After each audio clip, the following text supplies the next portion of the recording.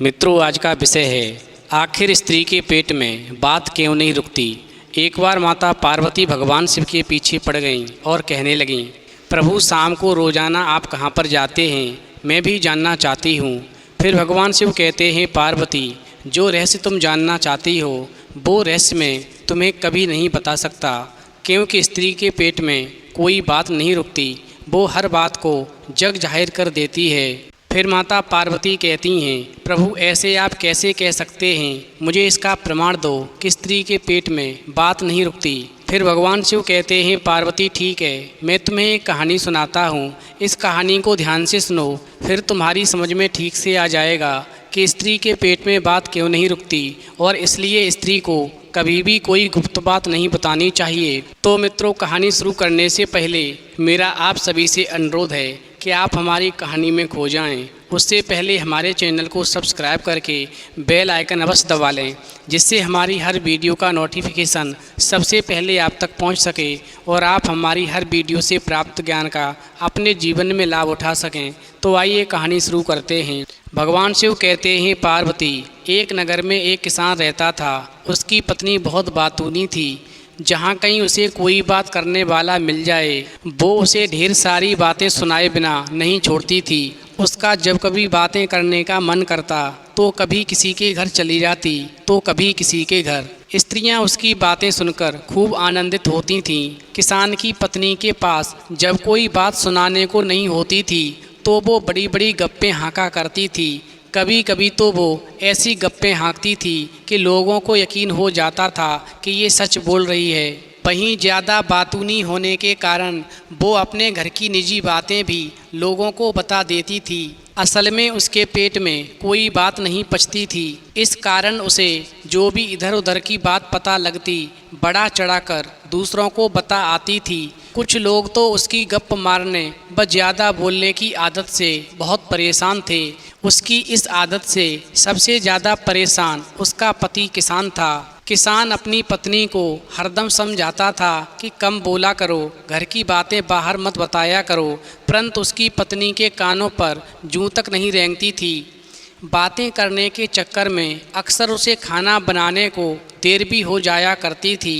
कभी कभी तो वो घर के ज़रूरी काम तक भूल जाती थी। शाम को जब थका हुआ किसान खेत से लौटता था तो उसे खूब डांटता था, परंतु उसकी पत्नी अपनी आदत से मजबूर थी। गप्पें उसके लिए समय बिताने का सबसे अच्छा साधन थी। वहीं एक बार किसान अपने खेत में हल चला रहा था, तभी उसके हल से कोई वस्तु टकराई। खन खन की आवाज़ सुनकर वो चौकन्ना हो गया। वहीं किसान ने अपने हाथ से थोड़ी सी मिट्टी खोदी तो उसे यकीन हो गया कि यहाँ पर कोई धातु की चीज़ गड़ी हुई है। वहीं उसने उस स्थान पर निशान लगा दिया। फिर किसान सारे दिन चुपचाप खेत पर काम करता रहा ताकि दिन की रोशनी में कोई उसे ज़मीन खोदते ना देख ले। वहीं जब शाम हो गई और हल्का अंधेरा होने लगा तो उसने मौका पाकर खेत में उसी स्थान पर खुदाई शुरू कर दी। भगवान शिव कहते हैं, पार्वती इस प्रकार थोड़ी ही देर में जगमगाता खजाना उसके सामने था। उस खजाने में हीरे मोती सोने के आभूषणों का ढेर था। वो सब एक स्वर्ण कलश में भरे हुए थे। उस खजाने को देख करके किसान की खुशी का ठिकाना नहीं रहा। फिर ज्यों ही किसान वो खजाना घर पर ले जाने के लिए निकालने लगा त्यों ही उसे याद आया कि उसकी पत्नी को जैसे ही खजाने का पता लगेगा वो सारे शहर में ढिढोरा पीट देगी, फिर तो खजाना राजा के पास में चला जाएगा। वहीं किसान की समझ में नहीं आ रहा था कि वो इस खजाने का क्या करे, उसे कैसे छुपाए, क्योंकि घर ले जाएगा तो पत्नी से कैसे छुपाएगा। और फिर ऐसा सोच कर के किसान ने खजाने को वहीं पास के जंगल में दबा दिया और मन ही मन में एक योजना बनाई। फिर वो अपने घर पहुंचा और घर जाकर के अपनी पत्नी से कहा कि आज मेरी पूरियां खाने का मन है, ज़रा जल्दी से बना दो। तो उसकी पत्नी बोली, क्या आज कोई ख़ास बात है जो पूरियों पर मन चल रहा है? वहीं किसान बोला, हो सकता है कोई खुशखबरी हो, तुम्हें बाद में बताऊंगा। भगवान शिव कहते हैं, पार्वती। इस प्रकार किसान की बात सुनकर के उसकी पत्नी को जोश आ गया। उसने मन में सोचा कि आज मुझे कोई नई सूचना मिलेगी, और वो खुशखबरी जानने के लिए बेचैन हो गई और फटाफट पूरियां बनाने लगी। वहीं किसान जो था चुपचाप पूरियां खाने लगा। वो एक साथ 4-5 पूरी उठाता और उसमें से एक पूरी स्वयं खाता, बाकी शेष पूरियों को चुपचाप थैले में डाल देता। इधर किसान की पत्नी ऐसा नज़ारा देख कर के भौचक्की रह गई कि आज मेरा पति इतना खाना कैसे खाए जा रहा है। उधर जब किसान का थैला पूरियों से भर गया तो वो बोला, अब मेरा पेट भर गया, अब मत बनाओ। वहीं उसकी पत्नी बोली, तो अब मुझे खुशखबरी सुनाओ, क्या खुशखबरी सुनाने वाले थे? तो किसान बोला, खुशखबरी ये है कि आज राजा के बेटे की शादी है। पूरा शहर रोशनी से जगमगा रहा है। मैं जगमग देख कर के थोड़ी देर में लौटता हूँ। इस प्रकार किसान ने चुपचाप थैला उठाया और वहाँ से चल दिया और बाजार जाकर के उसने बहुत सारी जलेबियाँ और मछलियाँ खरीद लीं। फिर अपनी योजना के अनुसार जंगल में पूरी तैयारी करने आया। और फिर जंगल में पूरी तैयारी करने के बाद में जब वो किसान खुशी खुशी घर लौटा तो क्या देखता है कि उसकी पत्नी उसकी राह देख रही थी। वहीं किसान ने पत्नी के कान में फुसफुसाकर कहा, जानती हो दूसरी बड़ी खुशखबरी क्या है? हमें बहुत बड़ा खजाना मिल गया है, जल्दी से तैयार हो जाओ, हम खजाने को रात में ही घर लेकर आएंगे। वहीं किसान की पत्नी जो थी एकदम से तैयार हो गई और कुछ ही देर में वो दोनों जंगलों से गुजरने लगे। उधर अचानक एक पेड़ की नीची टहनी से किसान की पत्नी के सिर पर कुछ टकराया। वहीं किसान की पत्नी ने अपने सिर को झुका कर के ऊपर की चीज़ पकड़ने की कोशिश की तो क्या देखा कि उसके हाथ में जलेबी थी। इस प्रकार किसान की पत्नी जलेबी देखकर हैरान रह गई और वो किसान से बोली, अजी सुनते हो, यहाँ पेड़ पर जलेबी लटकी थी, मेरे हाथ में आ गई है ना, कैसे आश्चर्य की बात है, पेड़ पर जलेबियाँ आने लगी हैं। वहीं किसान बोला, इसमें आश्चर्य की क्या बात है, ये जलेबियों का ही पेड़ है, क्या तुमने जलेबी का पेड़ नहीं देखा? वहीं किसान की पत्नी आश्चर्यचकित होकर ऊपर देखने लगी। फिर उसने क्या देखा कि सभी पेड़ों पर ढेरों जलेबियाँ उगी हैं।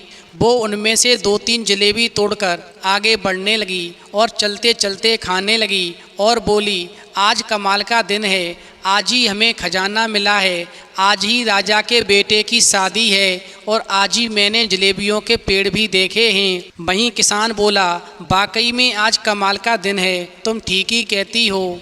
इस प्रकार किसान और उसकी पत्नी जंगल में कुछ ही दूर गए थे कि किसान की पत्नी ने देखा कि जंगल में स्थान स्थान पर यानी जगह जगह पर मछलियाँ पड़ी थीं। वहाँ ज़मीन भी हल्की सी गीली थी, कुछ मछलियाँ मरी हुई थीं और कुछ हिलडुल रही थीं, उनमें अभी जान बाकी थी। वहीं किसान अपनी पत्नी से बोला, लगता है आज जंगल में मछलियों की बारिश हुई है और मज़े की बात तो ये है कि ये बारिश अभी थोड़ी ही देर पहले हुई लगती है, क्योंकि कुछ मछलियाँ जिंदा हैं। आज तो हम जरा जल्दी में हैं, वरना मछलियाँ अपने थैले में भर लेते, खाने के काम आती। वहीं किसान की पत्नी ने विस्मय से आंखें फैलाकर पूछा, क्या कहा? मछलियों की बारिश, ये तो कमाल हो गया, वाकई आज कमाल का दिन है, मुझे एक और नई चीज़ देखने और सुनने को मिल रही है। मैंने तो मछलियों की बारिश के बारे में आज तक नहीं सुना। वहीं किसान कहने लगा, असल में तुम्हें बाहर की चीज़ों का पता नहीं रहता, क्योंकि तुम घर में ही रहती हो, वरना तुम्हें जंगल में मछलियों की बारिश का अवश्य पता होता। और ऐसा कहकर के किसान पत्नी के साथ में आगे बढ़ने लगा। वहीं रात का अंधियारा बढ़ता जा रहा था और कुछ ही देर में कटीली झाड़ियों पर कोई सफ़ेद सी वस्तु दिखाई देने लगी। चूँकि किसान की पत्नी पहले से ही आश्चर्य में डूबी हुई थी, आगे झुककर देखने लगी, ये सफ़ेद सफ़ेद गोला सा क्या हो सकता है। इतने में किसान की पत्नी ने हाथ बढ़ाया और कहने लगी, झाड़ पर पूरियाँ यानी पूरियों का भी पेड़ होता है, लगता है जलेबी के पेड़ की तरह जंगल में पूरियों के झाड़ भी होते हैं। अब मुझे समझ में आ गया कि जंगल में कैसे अनोखे पेड़ होते हैं। वहीं किसान ने कहा, लगता है तुम्हें एक ही दिन में जंगल की सारी चीज़ों की अच्छी जानकारी हो गई है। तुमने पूरियों के झाड़ भी पहली बार देखे हैं। वहीं किसान की पत्नी कहने लगी, प्रीतम तुम सच कहते हो, मैंने पूरियों के झाड़ भी पहली बार ही देखे हैं। चूँकि आज कमाल का दिन है तो कमाल ही कमाल देखने को मिल रहे हैं। चलो अब ये भी बताओ खजाना कहाँ है। वहीं किसान कहने लगा, चिंता मत करो, हम खजाने के पास पहुंचने ही वाले हैं। वो देखो पास के तालाब में किसी ने जाल बिछाया हुआ है। मैं देखता हूँ कि जाल में कुछ फंसा या यूं ही लटका हुआ है। इस प्रकार किसान ने आगे बढ़कर जाल उठा लिया। वहीं जाल देखकर किसान की पत्नी आश्चर्य से आंखें फैलाती हुई बोली, अरे पानी के अंदर खरगोश, ये कैसे हो सकता है? क्या जंगल में खरगोश पानी में भी रहते हैं? तो किसान बोला, हाँ हाँ क्यों नहीं, सामने देखो खजाना यहीं पर है, अब हम खजाना निकालेंगे। और ऐसा कहते हुए किसान उसी स्थान पर रुक गया और एक स्थान से मिट्टी खोद करके किसान ने सोने का कलश निकाल लिया और अपनी पत्नी को खजाना दिखाया। इस प्रकार खजाने को देख करके किसान की पत्नी की खुशी का ठिकाना नहीं रहा। वहीं किसान ने चुपचाप गड्ढा वापस भरा और अपने दुसाले में कलश को ढक लिया और फिर कुछ ही देर में किसान और उसकी पत्नी खजाना लेकर वापस अपने घर पहुँचे। चूँकि दोनों चलते चलते इतना थक गए थे कि दोनों ने सलाह की कि सुबह उठकर सोचेंगे कि हमें इस खजाने का क्या इंतज़ाम करना है, चलो अभी सो जाते हैं। इस प्रकार किसान और उसकी पत्नी दोनों ही लेटते ही सो गए। वहीं सोते ही किसान को खजाने के बारे में बुरे बुरे सपने आने लगे और फिर कुछ ही देर में किसान घबराकर उठ बैठा। उसने देखा खजाना सही सलामत घर में रखा है और सुबह होने में अभी देर है। वहीं किसान चुपचाप उठा और स्वर्ण कलश को ढक कर के सुरक्षित स्थान पर रखाया, फिर चैन से सो गया। उधर सुबह निकले 2-3 घंटे हो चुके थे, किसान अभी सोया हुआ था। इतने में ही क्या होता है कि किसान के घर के बाहर शोर शराबा होने लगा। वहीं अचानक किसान जो था घर के बाहर शोर शराबा सुनकर के जाग जाता है। उसकी नींद टूट जाती है, उसकी आंखें खुल जाती हैं। वहीं किसान ने उठकर देखा कि मेरे घर के बाहर शोर शराबा क्यों हो रहा है, बाहर लोगों की भीड़ जमा क्यों है। वहीं पूछने पर पता लगा कि लोग किसान के घर का खजाना देखने आए हैं, क्योंकि किसान की पत्नी जब सुबह पानी भरने गई तो उसने अपनी सहेलियों को ये खुशखबरी सुना दी कि हमें बहुत बड़ा खजाना मिला है। इसलिए उस नगर के सारे लोग उस किसान को बधाई देने व खजाने के दर्शन करने के लिए किसान के घर पर आने लगे।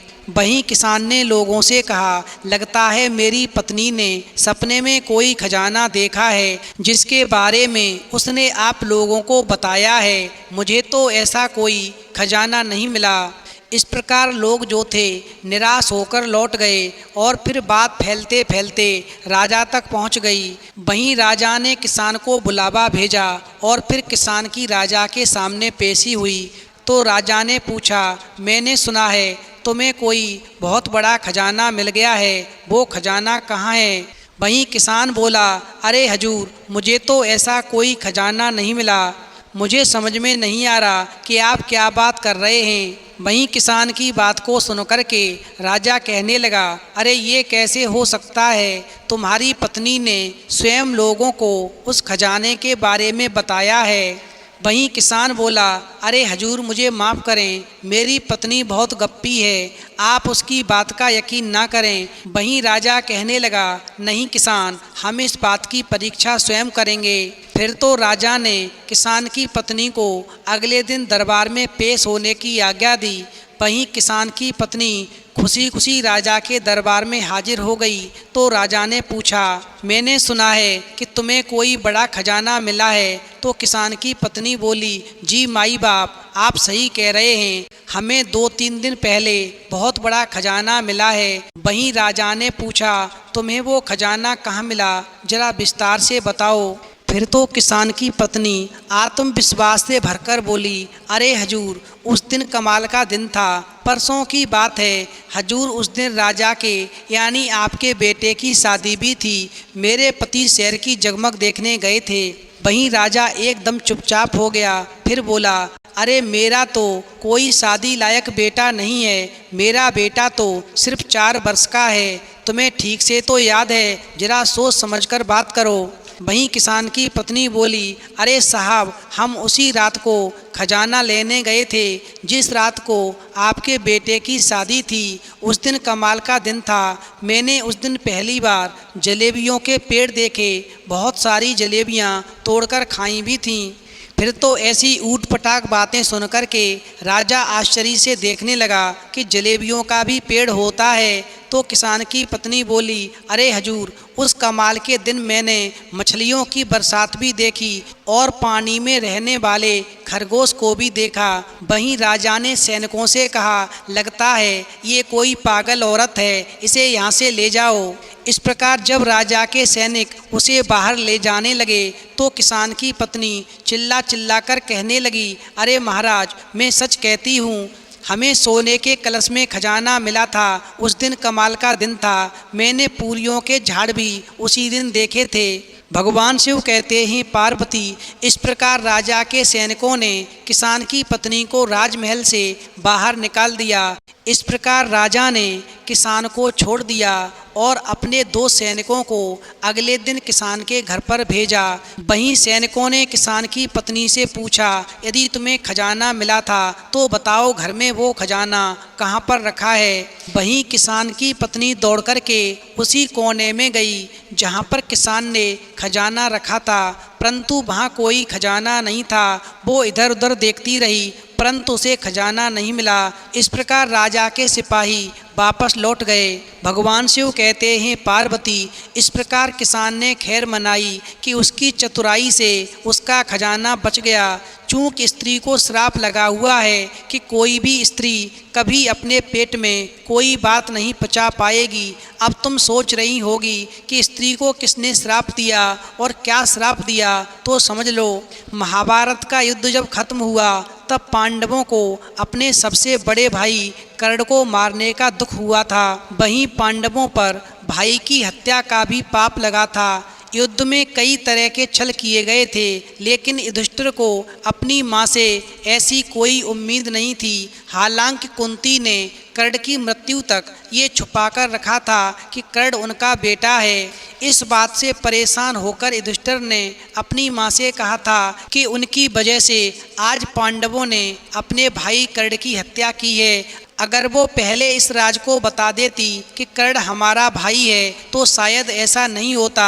इस पर युधिष्ठिर ने अपनी माँ को ही श्राप दिया कि आज के बाद में पूरी नारी जात अपने दिल में कोई बात नहीं रख पाएगी। तब से किसी भी स्त्री के पेट में कोई बात नहीं पचती है। इसलिए प्रत्येक व्यक्ति को ये 4 बातें तो अपनी पत्नी को भूल कर भी नहीं बतानी चाहिए। पहली बात, प्रत्येक व्यक्ति को अपनी पत्नी को अपनी कमाई के बारे में भूल कर भी नहीं बताना चाहिए, क्योंकि महिलाओं को अगर अपने पति की कमाई के बारे में पता चल जाता है तो वह उन्हें उसे खर्च करने पर रोक लगाने लगती हैं। कई बार तो वो उनको ज़रूरी खर्च करने से भी रोकती हैं। दूसरी बात, कभी भी पत्नी को अपनी किसी कमजोरी के बारे में भूल कर भी नहीं बताना चाहिए, क्योंकि पत्नी को यदि पति की किसी कमजोरी के बारे में पता चल जाए तो वो बार बार उसी का हवाला देती है और अपनी हर जिद मनवा लेती है। इसलिए अपनी सबसे बड़ी कमजोरी को हमेशा अपनी पत्नी से छिपाकर रखना चाहिए। तीसरी बात, हमेशा पुरुषों को इस बात का ध्यान रखना चाहिए, यदि कभी किसी ने उनका अपमान किया हो तो इस बात को भी भूल कर भी अपनी पत्नी को नहीं बताना चाहिए, क्योंकि कभी जीवन में पति से कहासुनी होने पर या फिर कोई और बुरा वक्त आने पर स्त्री पति को उस अपमान की बात याद दिला कर के भला बुरा बोल सकती है। चौथी बात, यदि पुरुष दान करते हैं तो वो इतना गुप्त होना चाहिए कि अगर दाएं हाथ से करते हैं तो बाएं हाथ को भी दान करने की खबर नहीं लगनी चाहिए। इसी प्रकार जब पुरुष दान करें या फिर किसी की आर्थिक रूप से मदद करें तो इस बारे में अपनी पत्नी को बिल्कुल भी ना बताएं, क्योंकि भविष्य में आपकी पत्नी आपको ऐसा करने से यानी दान करने से रोक सकती है। वहीं भगवान शिव कहते हैं, बस पार्वती, इसीलिए मैं कहता हूँ कि स्त्री को कभी भी कोई रहस्य की बात नहीं बतानी चाहिए। फिर माता पार्वती कहती हैं, मान गए प्रभु, इसीलिए आप मुझसे बहुत सारी बातें छुपा कर रखते हैं। और फिर पार्वती की बात को सुनकर के भगवान शिव मुस्कराने लगते हैं। तो मित्रों, यदि आपको कहानी पसंद आई हो तो प्लीज़ आप हमारे चैनल को सब्सक्राइब करें और भगवान शिव और पार्वती के लिए एक लाइक करना बिल्कुल न भूलें।